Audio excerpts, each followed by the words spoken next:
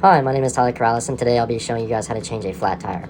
So for starters, when you're on the road and you notice you have a flat, the first thing you want to do is put on your hazards and pull over immediately as safe as you can. As you can see, I'm pulling off into a neighborhood and there's nothing around me and the area is clear and I can perform the task that I need to perform.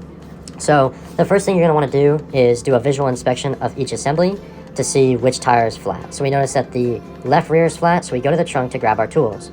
Now, this can be different in some cars. Mine happens to be in this little compartment right here, so I twist it off. And in is my scissor jack, as well as the bar that will go with the scissor jack and the tire bar that'll take my lug nuts off. So we're going to set those down next to our work area. And like I said, if you can't find those tools in the little compartment that I have, then sometimes they're underneath the carpet in different vehicles. So check in there for sure if you don't have a compartment. So now that we have our tools, this is what a scissor jack looks like. And for those of you who haven't used one, you put the skinnier bar through the hole.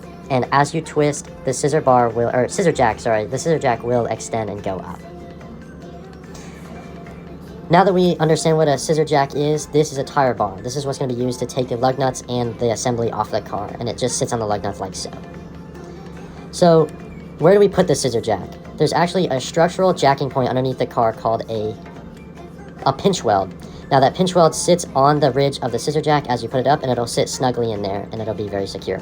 So as we twist the scissor jack, it'll sit comfortably in there for the future. Now to take off the lug nuts, we want to crack them loose before we get the car up. So you want to grab the bar firmly where the lug nut is and put your foot on the other end. This is going to require some muscle because they can be tight. So put pressure and put your body weight on the farthest end from the lug nut and hold the other end so it doesn't fly off, and there you go, it'll come off.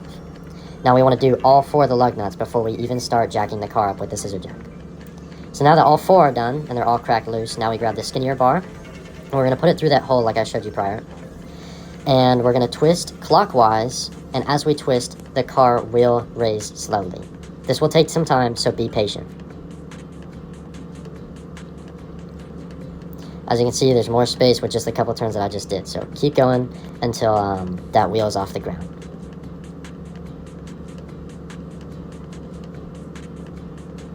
Now what we're looking for is for the wheel to be off the ground, so we can't take the wheel off if it's still touching the ground. So now that the car's up and off the ground, I can fit my hand under there and there's some clearance. Now we're good to go. So now that the car's jacked up securely and that the wheel is off the ground, we are good to take the lug nuts off. So grab that tire bar and twist counterclockwise, righty-tighty, lefty-loosey is what we're looking for. Put your foot underneath the wheel so you secure it so that when you take the lug nuts out, that the wheel doesn't fall off or come out on a weird angle. On larger vehicles like trucks or vans or something like that, this is particularly useful, but my car's pretty small. So there's the first lug nut. Now you want to do that to all 4. Mine has a hubcap, so we take that off. We can set that tool aside.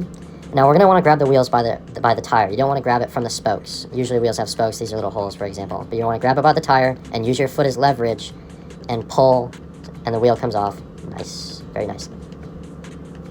So we roll that aside in a safe area, and now we go back to the trunk to grab our spare tire. In many cases, this is under the carpet again where the tools are. Usually all your stuff is going to be in one place. It's usually underneath the carpet or in a little compartment. Now, for bigger vehicles like trucks and minivans and stuff like that, sometimes the tire is underneath the vehicle, so keep an eye out for that. Now that we've grabbed our new wheel, usually a donut, we're going to do the same trick. We're going to roll the wheel up on our foot. It doesn't hurt, trust me. And we're going to use the same trick. Grab it by the tire and push it on, and so that the bolts go through the holes. Now, for these lug nuts, these are going to secure the hubcap to the wheel, and you notice that there's little rings on one and not on the other one, so we're going to want to stagger those. And then you see this little hole is where that valve stem goes through, so don't just try to shove on the hubcap if you have one. Make sure it aligns with the holes. Now that the hubcap's on properly, we can screw on the lug nuts and make sure we do it in a star pattern, so across from each other. I'll put up a picture up on screen. With 4 lugs, it's a little different. It's not quite a star, but yeah, make sure you do it across from each other in a star pattern, and we're going to want to hand tighten these until we can't tighten them anymore. Now that that's done, we should be good to lower the car, so do counterclockwise on the scissor jack, and that'll bring the car back down. We can pull that out of there. Now, we're going to want to tighten the wheels, or tighten the lug nuts so that the wheel doesn't come off, obviously. So it required some strength to take off, and it's going to require some strength to put back on. And it's going to be pretty much the steps in reverse. You're going to want to grab the bar closest to the lug nut, and you want to push down with your foot. Torque is usually 75 to over 130 foot-pounds of torque, so we want to put our body weight into this to make sure that the wheel is secured tightly. We're going to want to do this for all 4 in a star pattern. And that should be everything you need to know to change a tire. Thank you.